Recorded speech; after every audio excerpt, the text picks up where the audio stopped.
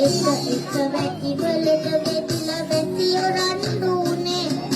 කපටි රජා වැඩි බනපද දෙසවින් වැජඹුනේ අන්තිමේදී පොළොව පවා බෙදාගන්නානේ සටන් කරලා වටින කියන ජීවිත නැති උනේ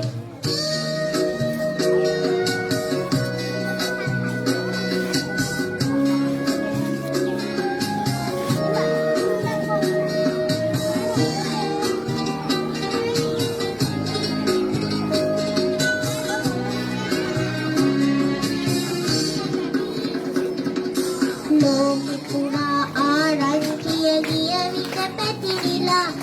දොස් නොගෙනවා ඇහුණ ගමන් රජු කලබල වෙලා කාමදූතයෙක් යවනවා කියමින් පවසලා කාක්ෂිත්ව යව්වා ඇගේ සිතුවම සවරලා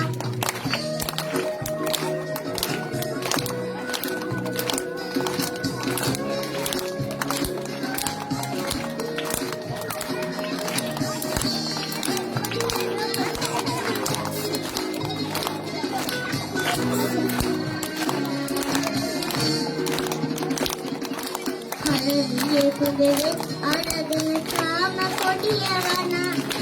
කපුට ගිහින් හැමතැනම සැක කරන්න උනා දස්තුරුව ඒකට පුරුත් දෙතින් අනන